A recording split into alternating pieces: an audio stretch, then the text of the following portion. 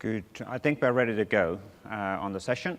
Thank you for joining us. Today we're going to talk about the topic is tried and true practices for transforming SharePoint solutions to the cloud-ready solutions.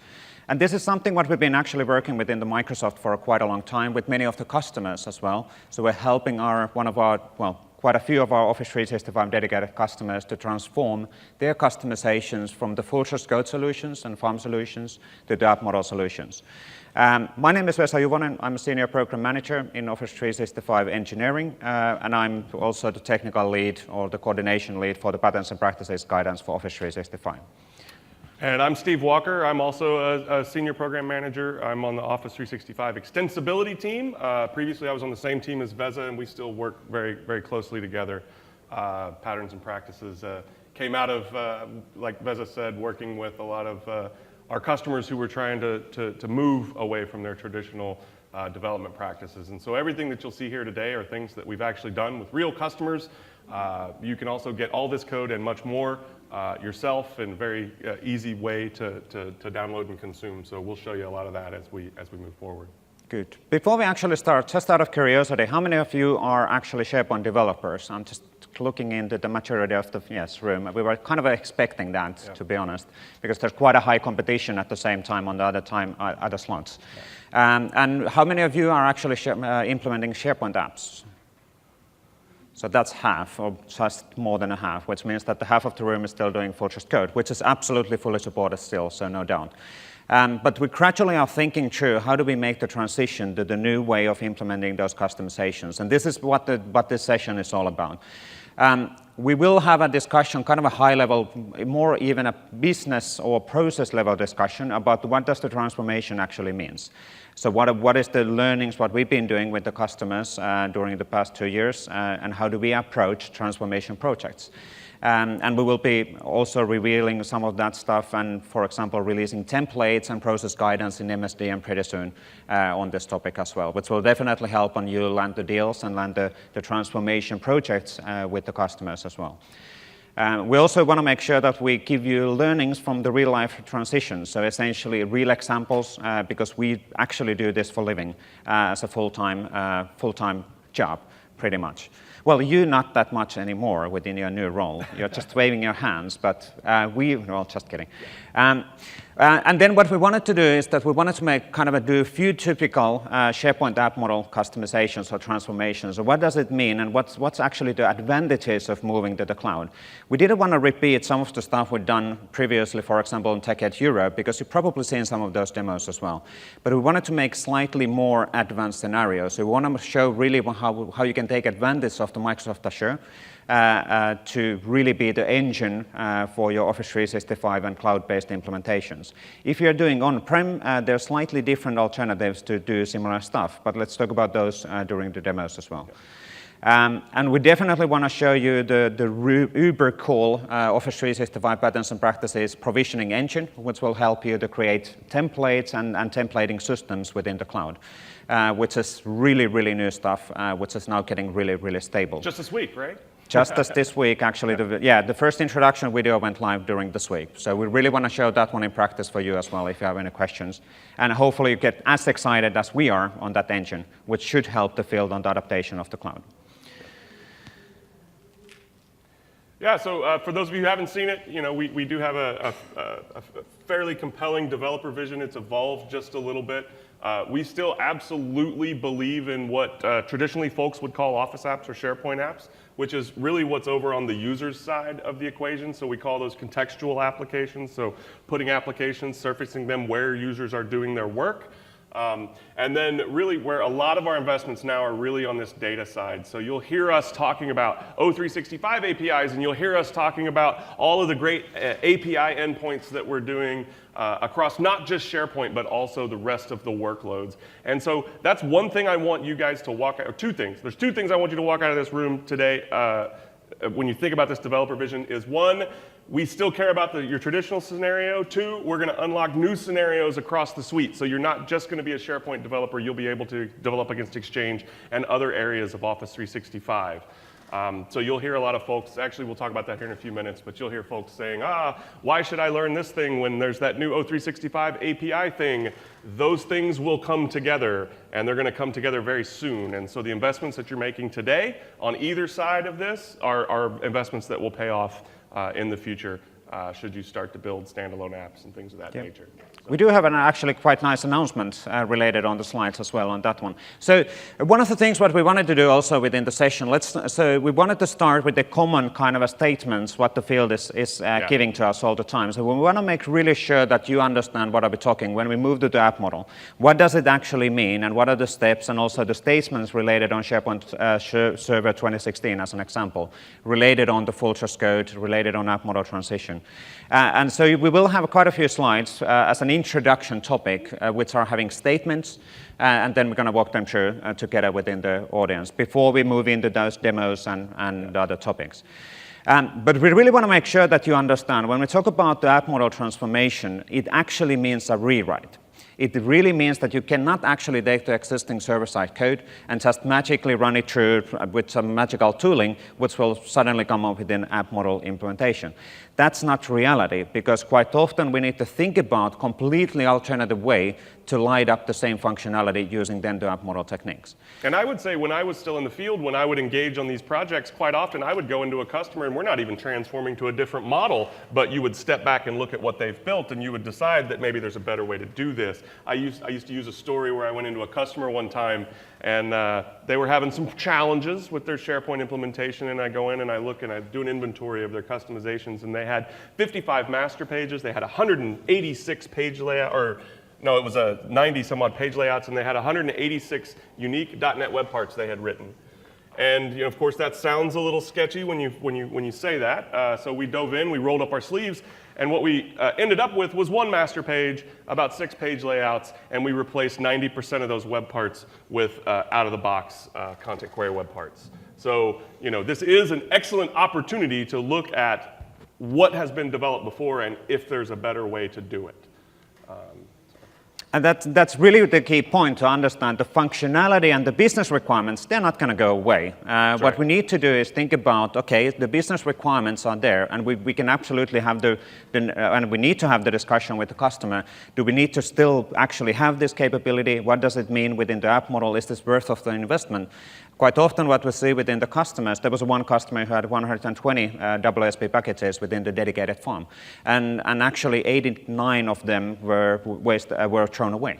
So we were able to concentrate on 21 or whatever we ended up being from looking through the actual functionality which we need to transform. So the functionality and the business requirements is still there. And that's usually the case even in a farm solution implementation, which takes the longest time. The technical implementation, when you think of it, that's relatively simple in the end. But figuring out what the customer actually wants, that's always the difficult part. The fact that are we then deploying the master page using a module element in a feature framework, or are we pushing that using CSAM to the cloud or on-premises, that's kind of a technical nuance. And the customer typically doesn't care. And the customer typically doesn't care. That's absolutely true. Yeah. One of the things which is common also, kind of a question what we commonly get is that do we have any existing tool which we can run through to magical farm solution, it would magically come up with an app model solution. The reality is that we don't. The transformation is such a unique thing. We need to look on those functionalities one by one. We don't have a tool which will just magically come up with an app model implementation.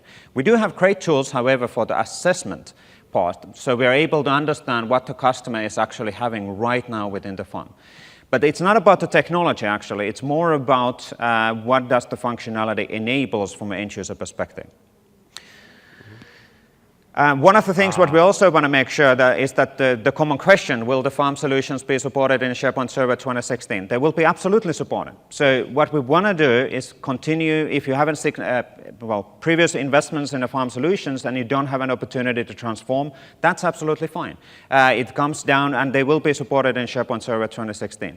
Where investments are, however, done on the app model side, even in on-premises. We really want people actually move to the app model gradually so that you implement once and it will work in on-premises or in cloud, if the customer is moving to the cloud or running the stuff in on-premises.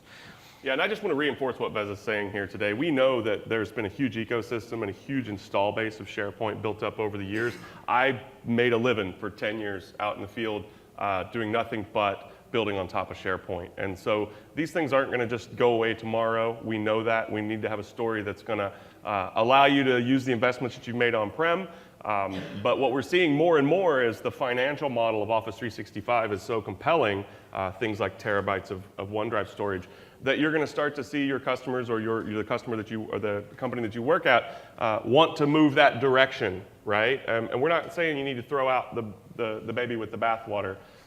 We want to make sure that you can continue to use what you have today and extend that surface area into the cloud and rewrite your things as they make sense. That's the same approach we took within Microsoft. I actually helped drive our initial implementation towards the cloud, and we ended up making a conscious decision to leave behind a good number of our intranet properties until such time as we could rewrite them, just because nobody had budget for it, and it wasn't time to do that. So you'll hear a lot of things out in the blogosphere that sound very controversial. Read them with a grain of salt and you actually mentioned a really good point. So quite often when we do the transformation to the cloud or we evaluate what the customer is having, there's a lot of solutions which we actually leave behind. That's right. Then we end up having a hybrid deployment. There's some solutions which doesn't really make any sense to make a significant investment to rewrite that as an app model implementation. We leave that to on-premises, but we take the maturity of the things and move them to the cloud. And that's where we need to have that discussion with the business owners who actually know where the solution is and what's the value of the solutions. Good. One of the common questions, this is pretty obvious already, should be, will we ever support farm solutions in Office 365? Never. That's never going to happen. So this should be pretty clear.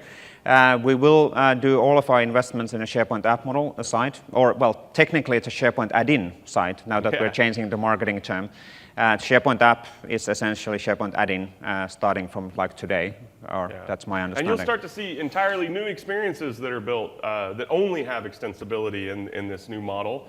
I can't call out any specifically right off the top of my head, but you'll start to see that moving forward, where that's the preferred method that we would like to see people utilize. I mean, there's benefit not just for us in our cloud. Obviously we have a huge incentive to keep our service stable, and when you have a financially backed SLA for a service like this, allowing somebody else to inject code into your worker process is a huge risk which you're financially liable for. So let's not even, take out the technical thing, because I get that a lot. Hey, you guys could do better.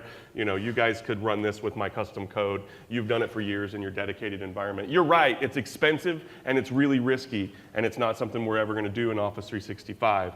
I don't know that we've come across a scenario that's common that we haven't been able to do in the app model. And we'd love to hear it. If you find those, we're listening. We'll talk at the end of the session about how you can submit feedback to us on things that you find challenging or that you're blocked. But just know that this is not something that, I don't care if everybody in the world said we want you to install WSPs in Office 365.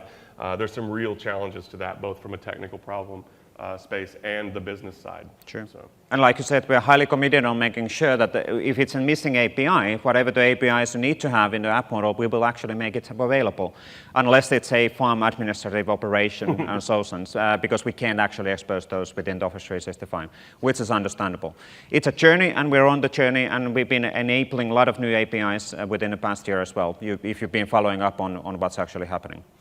One of the things what we also quite often hear from the customers is the following statement. I saw a blog post in the internet saying that the app model is dead. No, it's not. Let's make sure. We might be changing the terminology. It's no longer a SharePoint app model, it's a SharePoint add-in. But that doesn't mean that the technology or the implementation or the investments what we've done in a SharePoint app model would actually go away. Yeah, these loosely coupled interfaces and interacting with our products via these interfaces is the model of the future. We call that, in general, the app model. The way I used to like to look at it, and the way I've been explaining it recently, is that when we shipped an on-premise product like SharePoint that is that extensible that you can pretty much just change out any piece of it that you want if you don't like what we're doing, there was great power in that. We really were just shipping an interface, and you could change out pieces on the front side, and on the back side, you had a lot of control. Right? And I did it, Veza did it. There was times I replaced 80% of the user controls and things that were in those master pages just to make it exactly what we wanted. Now, when you move to the cloud, it's more of an abstract class. You can't go switching out the pieces on the back end. And so you have to think about these things a little differently on how you're going to achieve those same end goals. But this is really the model that we're doubling down on. And I think just to kind of reinforce that, if you want to click to the next slide, this is out of our dog food environment, our PPE environment. But I really just wanted to call out and show you guys the investment that the team's making there, where when you're building one of these apps, you'll be able to register it with Active Directory. So the existing app model for SharePoint 2013 is actually backed by Azure ACS. And then all of our new O365 API investments that you're hearing about are backed by Azure Active Directory and a technology called Common Consent. That allows us to work across workloads. So ACS was very much a silo for SharePoint. Azure Active Directory lets us kind of break out of the SharePoint jail and go across to these other workloads. So do things like work with Exchange, do things like work with Link, and even work with third parties through OpenID Connect. And so these are the investments that we're making. We're doing nothing but making the app model better and moving towards a common app model from an auth-N and auth-C perspective. So I think it's super important that you cast away the fear, uncertainty, and doubt when you see those types of blog posts that try to state that we're moving in a different direction, because we're just flat out not. This is the direction we're going. This is the only way. If you think about it from a technology perspective, it's not just the only way that we're going to be able to run a service that has the types of SLAs we have.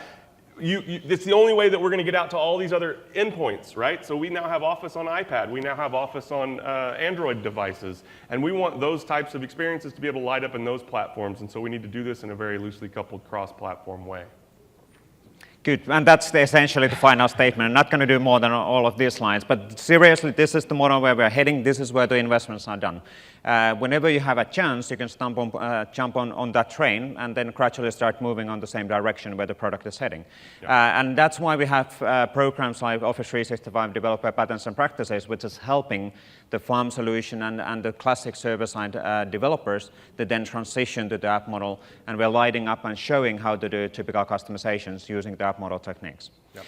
And the whole thinking of the app model is definitely the fact that as a developer, you don't need to think about and cloud as an exception or the on-premises as an exception.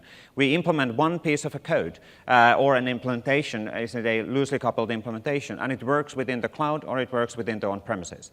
Yeah. So it's a one implementation of the whole thing. And that's really the key foundation of things. More and more the customers are moving to the cloud. So we really need to make sure that the stuff what we write is capable of being running in on-premises and the cloud as well. Well, and just like we built this pattern so that we could upgrade our servers and services in Office 365 without you having to worry about your custom code needing to be touched.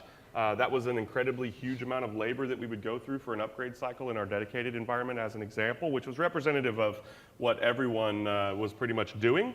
I'm going to install Service Pack 1 in SharePoint. Hey, devs, you better go make sure all your stuff still works with Service Pack 1, and you'd go through that whole cycle. And so by moving to this loosely coupled architecture, your infrastructure guys get unlocked to be able to move a little faster, and you get unlocked from having to do all of that maintenance work every time to see what we've changed with the full trust APIs.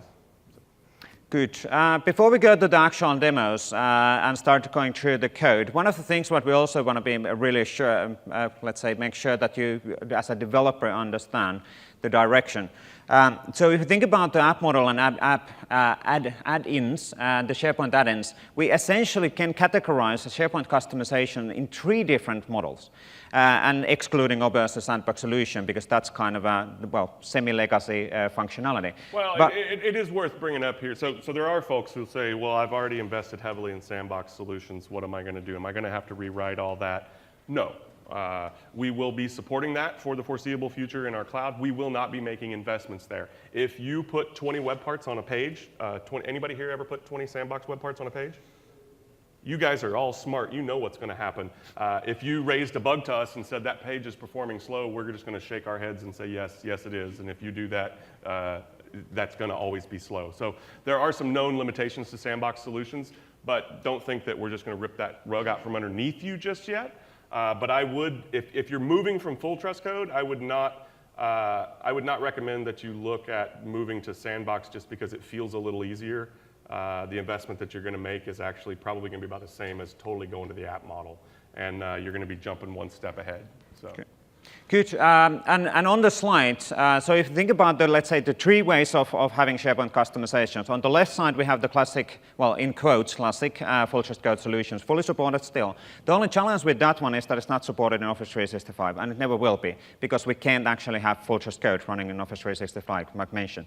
On the right side, we have the store apps, and that's a typical way of how people visualize a SharePoint app. They think about those apps which are in Office Store, and you're able to download them down, they're SharePoint hosted apps, and then they run JavaScript. And that's not actually the whole story.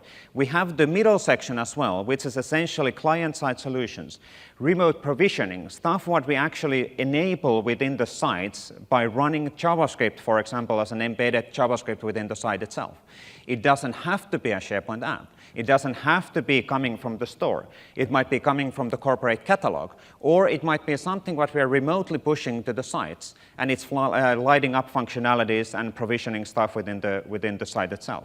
Yeah. But it's the loosely coupled model where the code is actually executed outside of the SharePoint still. But it's not really a SharePoint app in the sense that you actually go to a store and download that, and it's working in an iframe isolated way. And I want to be really, really clear with folks.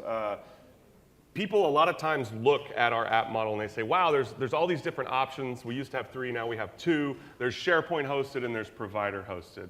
I'm going to be very, very clear with you. If you're not an ISV trying to develop and deploy through our store, you probably shouldn't be looking at SharePoint hosted. Now, there's some instances where it's useful in an enterprise perspective, but your default thinking should be to the provider-hosted model just because it gives you so much more capability. The SharePoint-hosted model does exactly what it was intended and designed to do, which is provide isolation.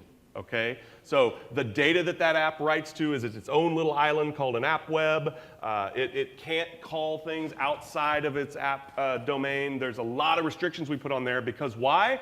Because you don't know that developer who wrote that thing for the store. If we let it just inject JavaScript into your page and sniff around, I mean, they could impersonate your CEO. Gosh knows what they could do from a security perspective.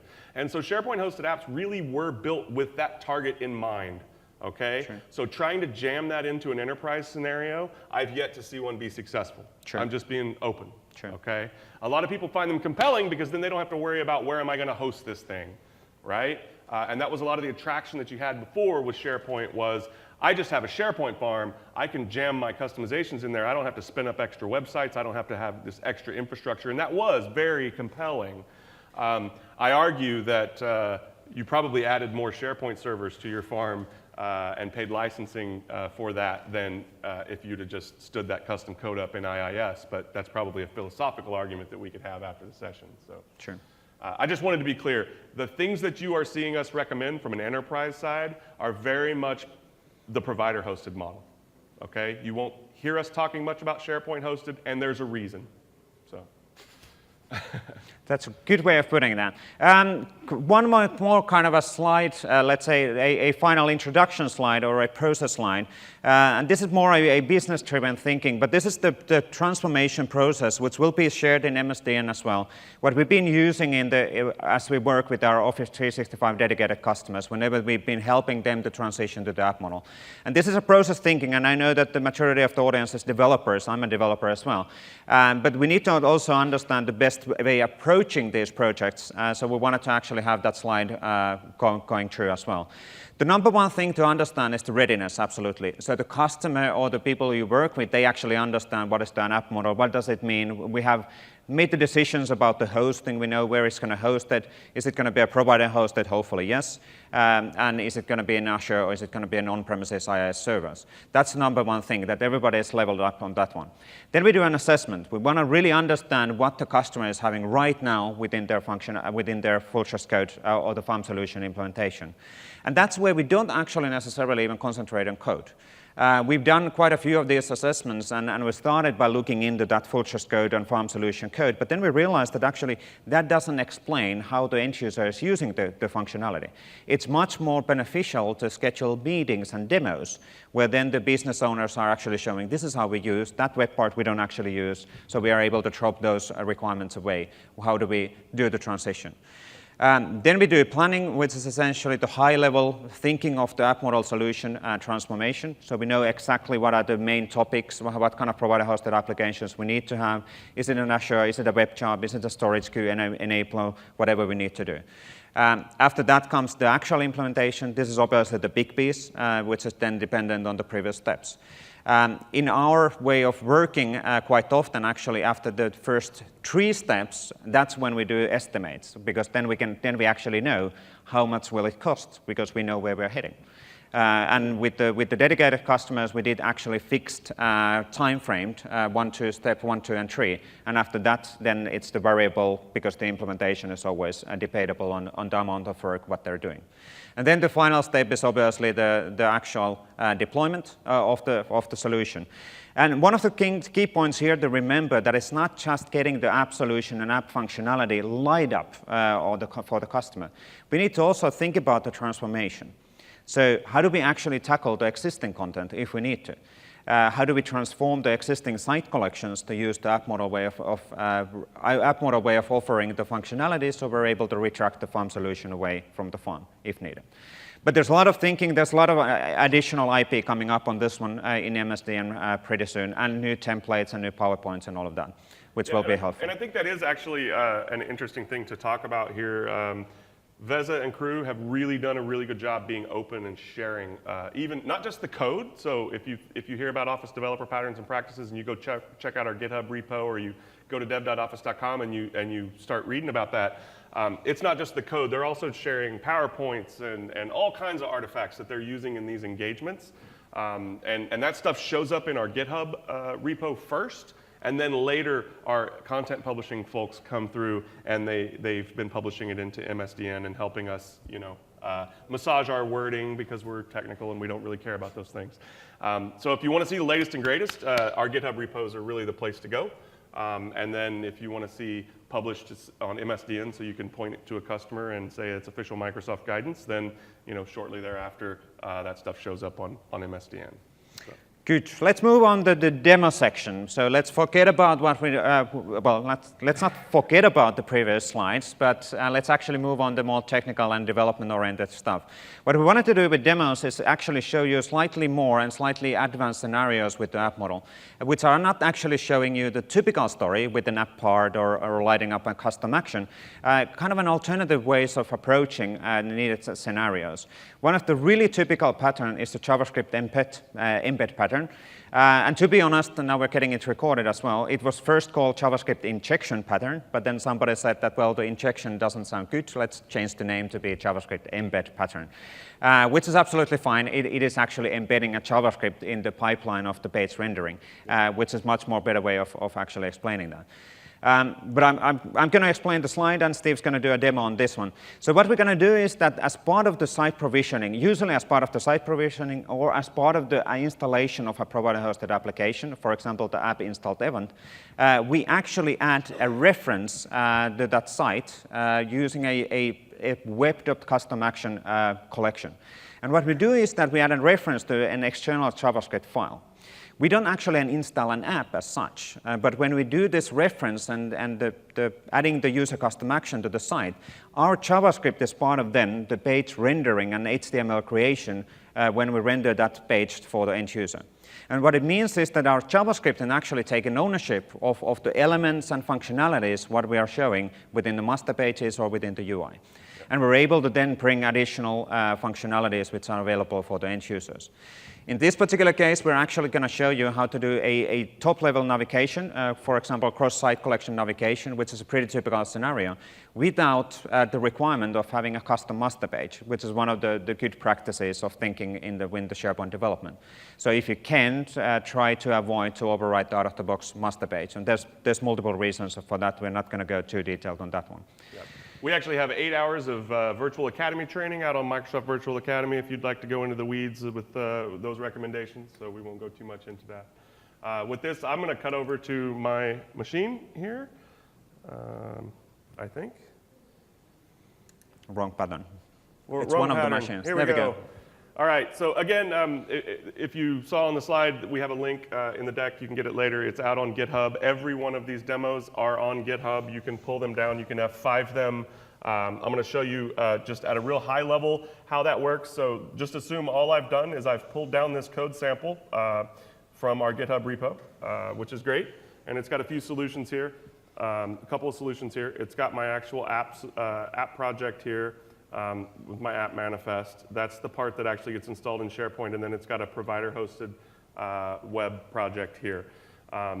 Really, all I had to do after I pulled it down from GitHub is all I had to do was come in here and give it my site URL for where my developer site collection is. That was it. I created a developer site collection in my Office 365 tenant, and now I'm going to come back over here and I'm going to hit F5. So I'll show you what it does first, and then we'll jump in and we'll actually look at how it's doing it. So this is a really simple example. These types of things are typically done as part of a site provisioning process. You'll hear Veza talk about things like remote provisioning. That's definitely a pattern that you should get familiar with, and we can show you a little bit more in subsequent demos. Let me put in my password. Typically, when you run these the first time, you'll get a dialog that asks if you trust it. I think since I prepped my demo earlier, I think I've already trusted it, but boom. Every one of these samples actually gives you a nice little screen here that talks about what the sample does, and then gives you some buttons to actually do it. So you can see here that it's really what this is going to do is add secondary navigation to my site. Previously, you would have probably taken an approach of customizing the master page or something like that. This is an alternate way to do it. So here, what I'm going to do is it says I'm going to inject the second level navigation, so I'm just clicking the button. Once that gets done, it says that it has been applied to the host web. I can go back to site, and you can see it. So basically what I've done is underneath the suite navigation here for Office 365, I now have a second level, and I can put whatever links I want in there. And that's all done with JavaScript, like I said.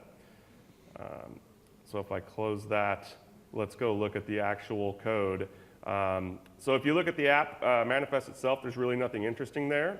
We're going to start from behind our default.aspx. I am going to come over here a little bit and show you guys. Actually, let me scroll down.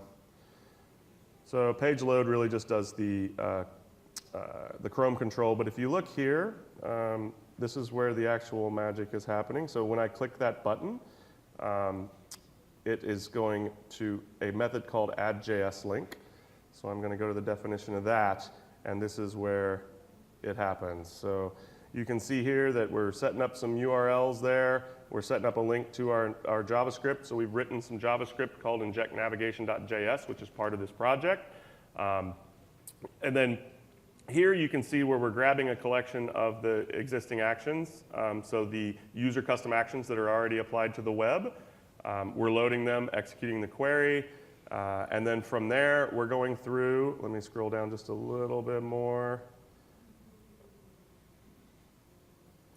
And you can see from there, we're actually going through and we're checking to see if our inject navigation is already there.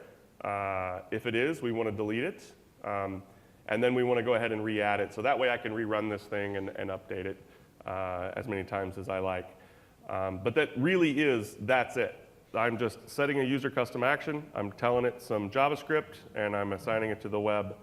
That's pretty much the meat of the magic. Now, if you go look at the actual JavaScript itself, which is under here.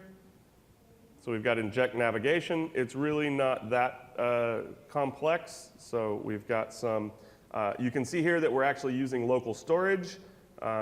Highly recommend. So anybody who's done any really complex navigation queries inside of SharePoint with full trust code knows that those can get quite expensive on the server. And so you probably took some sort of server-side caching approaches so that your users wouldn't have to suffer through that pain every time and your servers wouldn't come crawling to their knees. You still need to cache. You still need to think about caching, but the cache you're probably going to use is most likely on the client side. So think about these new modern browsers and all the great, wonderful things that you can do with local storage, or some of the old tried and true methods of cookies.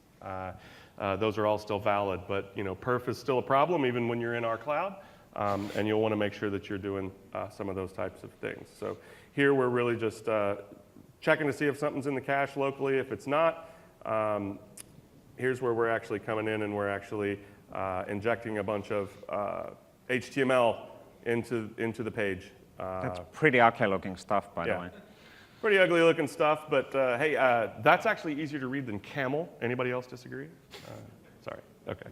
But essentially what we're doing here is that we are transforming the web control way, the server-side way of implementing controls, user controls, composite controls, or whatever, left navigation, top navigation, to be a client-side implementation. And we're building that in a JavaScript. And this is just a pretty ugly demo, though, from a code perspective, but it's enabling and showing the pattern how you can still bring individual functionalities within the pages. And when you think of it, this is exactly the same model where how do you embed, for example, a Yammer discussion to your SharePoint, or how do you embed Google Maps or Bing Maps to your website? You essentially add a div there, you have a pointer to the JavaScript, and then you reference an external JavaScript. And we're essentially just taking advantage of the similar thinking. It's not an app, but we're just adding that reference to that external JavaScript, which can then light up some functionalities and can be as complex as possible, or as simple as possible. So it's an alternative way of approaching the whole SharePoint app transformation or SharePoint add-ins by not being forced to then do an app as such. So it's taking advantage of that remote provisioning thingy.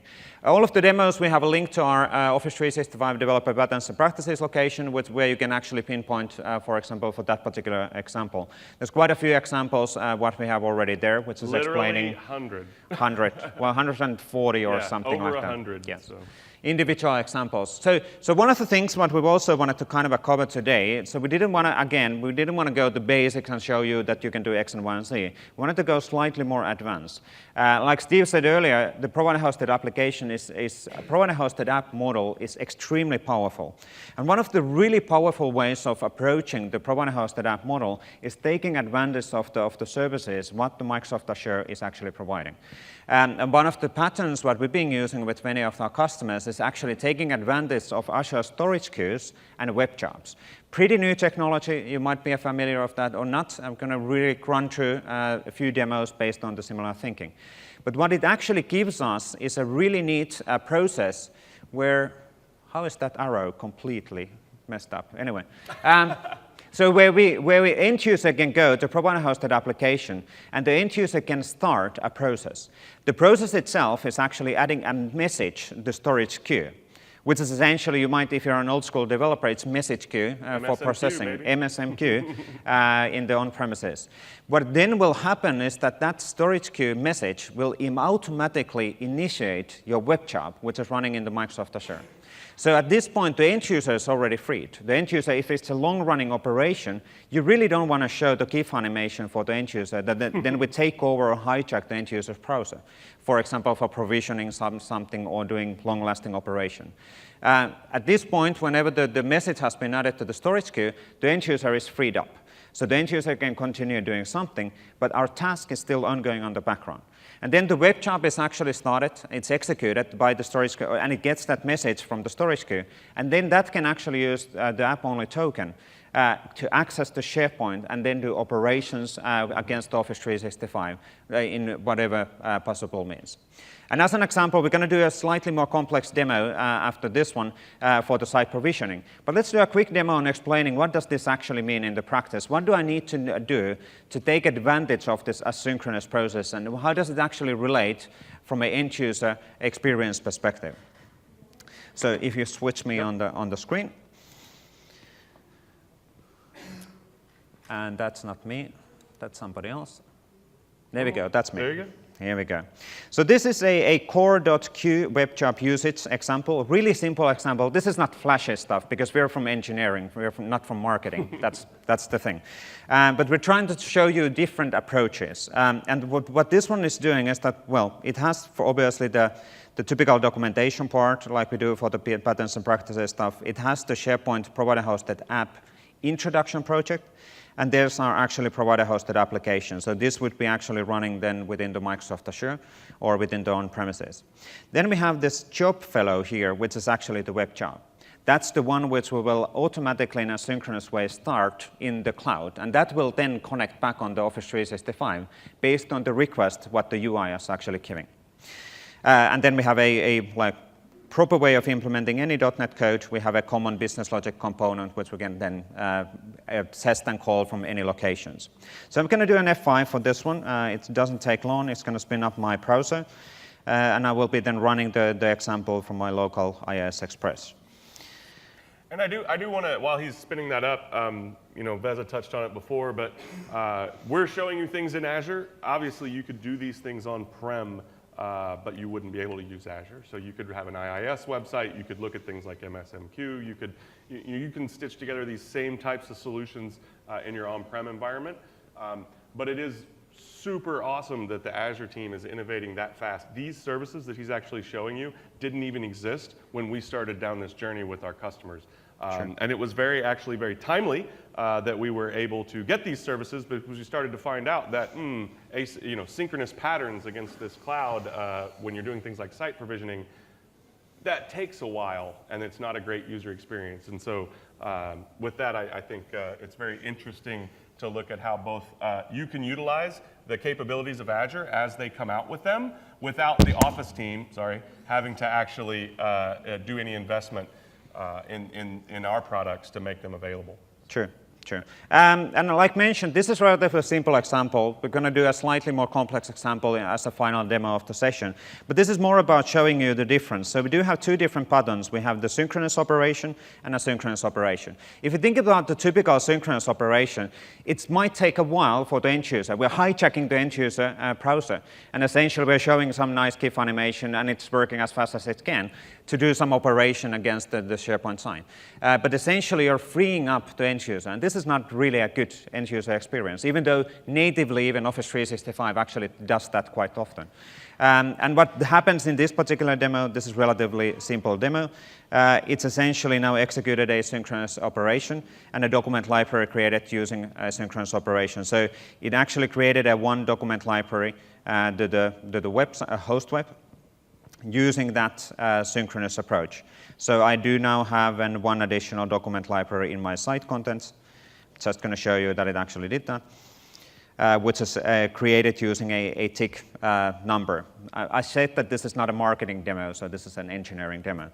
It's creating a document library using CSAM, relatively simple stuff.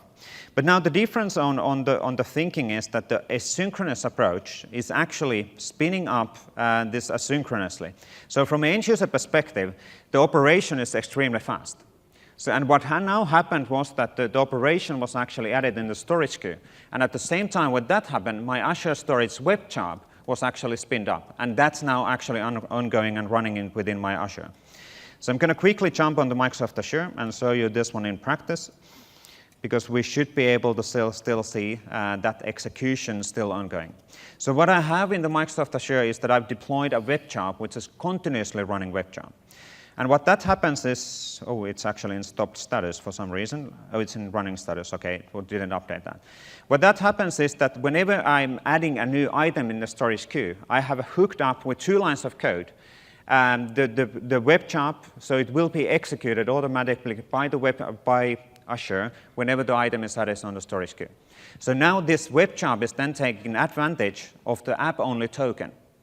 And what it means is that in my app config, we have registered. Where do we have our configuration? Here we go. So we have the needed client ID and client secret actually managed within the Microsoft Azure side. So we're using essentially that client ID and client secret now to connect on Office 365, and then we do the modification in a synchronous way. Wait, so then I could have the same code, the same project deployed and pointed at different sites with different. You can do whatever you want, absolutely. Because now the client ID and secret has quite a lot of different permissions, and it can do much more than just to create a document library. It could start creating a site collections, it could start creating a site, it could start creating hierarchies of sites, or collect information within the Office 365. And in this particular case, we can actually see also from the Microsoft Azure side, which is really cool. The logging system is really awesome. So we're able to actually see the latest implementation and latest executions of the web job. And in this case, we're able to, for example, see that the process queue message has been executed, and it was success 1 minute ago. So we're able to actually see what's happening within the cloud. It was able to connect back on the SharePoint, and most likely in the best possible way, if you go back onto that SharePoint site, have a look on the host web, we actually now have a new document library created to the site. Not a super sexy demo, I know, but from a thinking perspective and a synchronous processing perspective, it's a huge opportunity to then start running alternative thinking, alternative processes using the similar way of implementation. And quickly looking under the code, so we don't actually need to have a look on that one during the more complex demos. I'm going to actually add a breakpoint here. I'm going to click one more time that asynchronous operation. And this is seriously 6 lines of code, or well, 8, depending on how many lines do you combine in a single line. But this is essentially the operation and method what we're calling within our provider-hosted application. We have already created a serial object, which is actually having a URL and my requester name. And what we're doing is that we are adding an item to the storage queue within the Microsoft Azure. We're taking advantage of the storage queue SDK, and we're adding that message, and we're serializing that message to the storage queue. And that's pretty much, that's like 6 lines of code. But what's the magic is actually is on the web job side itself. So in the web job, which has been already deployed on the Microsoft Azure, the only thing what I need to do is make sure that my Azure connectivity, the Azure web job storage is pointing to the same storage as the item which is adding those items to the queue, and then actually just decorate properly a one function call, which will then help on me. Essentially, the whole decoration in here will make sure that whenever there's an item added on the storage queue, my web job is executed, and then I can actually do whatever the business logic is that I need to do. So in this particular case, as an example, we're taking advantage of the app-only access token, which we need to because we don't have a user. We're essentially elevating to this app-only access token, and then we're accessing the sites using that token and modifying the sites as needed. Relatively simple thing, but let's actually build on that thinking. So let's take that thinking in a slightly new level. Can you switch back on the slides? Yep. So on that same thinking, let's take this slightly more on a slightly different level. So if you think about SharePoint, SharePoint is all about site provisioning. It always typically starts from the fact that as a farm solution developer, we used to create site definitions, we used to create web templates. As a non-XML files and feature frameworks, we were doing modules. Now when we are in Office 365, we really want to move away from the feature framework implementation. What we want to do is take advantage of so-called SharePoint remote provisioning. What it means is that from an end-user perspective, we actually create the sites and site collections using CSAM. And we seriously use the client-side object model to even create the site columns and content types to the site collections, which we create as part of the provisioning. And on that thinking, so essentially from an end-user perspective, the end-user goes to a UI, the end-user selects a template. That UI is actually on our provider-hosted application side, running in on-premises or in Azure. And based on the template, we're then creating a new site on the SharePoint based on the template configuration. Now, as part of the Office 365 developer patterns and practices, we've been running that program for quite a long time, and there's a lot of customers who want to actually do remote provisioning. They want to take advantage of this thinking that we're able to override the whole on-it XML and the feature framework. The challenge of doing that is always that, okay, how do I then define what is my template? Well, you could always create an XML, which is then read and transformed to be a CSAM, but then it's still an XML. So as part of the PNP, the Patterns and Practices Guide, and we started thinking this engine, which is still supporting the XML approach as well, but we can do something really cool. So what we can do is, for example, the following business scenario. The business users, there will be a selected persons of users, a business editors, content editors, which will edit a site using a browser. So they will have a dedicated sites, template sites, where they will go and create document libraries, whatever is needed, using their browser. And whenever the end user goes to a UI and requests a new site collection, what our engine will do on fly, which is open source and available as part of the Patterns and Practices guidance, it actually extracts the changes from those live sites and provisions new sites based on that template. So this way, you don't actually need to create .NET XML. You don't have to create feature framework. You don't have to create XMLs if you don't want to actually create templates within the SharePoint. And we can actually bring this to a level that if a person, we might have multiple different templates. We might have individual templates for HR organization, for services organizations, for whatever the organizations within your company. And the engine itself is, as I mentioned, it's open source. It's available in PnP. We're looking into contributions from the community as well. But it's already in a relatively good stage. So what we have is essentially an engine. And I'm showing the key pieces of code, because this is extremely cool stuff. Whenever you add a reference to the PnP core component, we will give you extension method. As long as you have a reference to the core component, you will, for example, get a method called getProvisioning_template. And what we can do with that one is extract delta changes from any site compared to out-of-the-box theme site or out-of-the-box publishing site in V2. And what we can do with that template is a domain object. It's not an XML at this point. What we can do is that we're able to serialize that and save that as an XML, for example, the Azure Blob Store or a SharePoint list or a file system. If we want to, we don't have to. But the most magical thing, at least from my perspective, I'm an old school .NET XML developer, is that I can actually use that template on fly, which I'm extracting to that site A, and actually apply that to a target site. And what will happen is that all the changes, what the UI, what we've done using a browser, will be applied to that other site. And it's seriously 6 lines of code. Right now, if you take advantage of the Patterns and Practices core component, which is a community-driven program as well. So let's actually have a look on this one. We do have a nice 10 minutes time to actually run through the demo. Steve, could you press me through? So let's stop the previous demo, and let's move to this following demo. So this one is provisioning, and there's actually a video recording which we already released in channel 9, which is showing some of this stuff as well. Is a provisioning framework async. So it's actually, you can find this underneath the solution in Patterns and Practices guidance.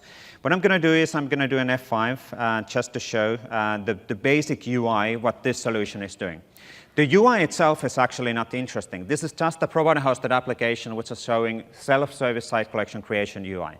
It's up to you and up to your business case what kind of UI you actually want to provide for your end users. The engine itself it can be used using PowerShell, it can be used using a console application, or in whatever service code within the Microsoft Azure. So there's our UI. This could be a typical self-service site collection creation feeling. End user or project manager comes here, gives it a name like build 2015. Let's give it a URL, build 2015. And then the end user can actually select what kind of a template we want to use. The templates themselves are actually XML, serialized XML of the template information.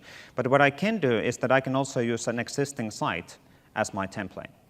And that's taking advantage of the PnP core component, using the CSAM and RESTful APIs, operating and extracting the information from that live site and applying that to the target site.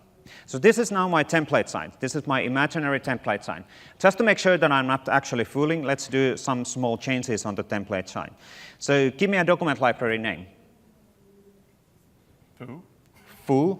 Foo is not good. Well, we might have been agreeing. There's somebody else from the audience? Important documents. Excellent. So let's add a new library name. And let's create that and call that important documents. And create that document library on that live template site. And now the template, that new document library is on the site, so we know that whenever we apply the template, we absolutely know that if it's working, that important documents is going to be there. The provider-hosted application, the UI side, is essentially just what it's doing is that it's actually taking collecting the information within the form. It is adding that request and serializing. I'm going to actually show you the object in here. There we go. It is actually collecting all the URL request and time zone request and all of that. And then it's adding that to the storage queue in the same way as within the previous demo. So I'm not going to actually walk through on that one. Now, it's an asynchronous process. So right now it's going to tell me your request has been recorded and will be processed soon. And that process is now ongoing already in Microsoft Azure. But technically in Office 365, we don't know how long it's going to take to create a new site collection. So what I've done is that within the example as well, I'm going to actually bypass this with a clean site. So let me show you it this way. There's my template site, which is the one where we added that important document. It's going to refresh. So making sure that on the left side in the recent section, we have the important document. This is my new site. So this is essentially, we always start by creating a new site using out-of-the-box site template, or out-of-the-box site definitions, to be precise from a terminology. So what will happen for that Build 2015 demo as well, it will create a site collection using out-of-the-box theme site, and then it will apply the modifications on top of it. So let's do this manually. Within the project, we have a bypass, so-called bypass project, so which is called a helper apply custom template. What that is a console application which is using essentially the app-only token. It's asking what is my template site, which is extracting, and what is my target site, which I'm applying. And then we're able to have a look on the code as well. So I'm going to just go here. It's asking my template site. Let's copy the template site URL. Whoop, where's my console application? Just going to paste that in. And there's my target site URL. And pasting that one in as well. And what's going to now happen is that the engine itself, it's going to actually do a breakpoint pretty soon on the meaningful topic and the meaningful URL. So we have that get provisioning template extension method in the web object. And what I can do with that one is that I'm calling that, and it's going to extract me a domain object, which will be essentially containing all the modifications, what has been applied to that site, that template site, on top of out-of-the-box theme site. So it's doing a delta comparison, and it's giving me all of those changes which have been applied to that site. And after a few seconds, it obviously takes, depending on the timing is dependent on how many customizations do we have. That template object now exists, and I can actually do something like, let's do, come on, immediate window. How do I clear immediate window? Not a clear, not a CLS. LR. Sorry? I can, let's do it this way. So I'm going to zoom in, so no worries. Template, I can do lists, and I can do count. I'm going to zoom in a second. So it's showing me how many lists do we actually have on that site. We're able to see that there's a one list. We're able to do list. So it's a template object which I can modify also on the fly in the memory.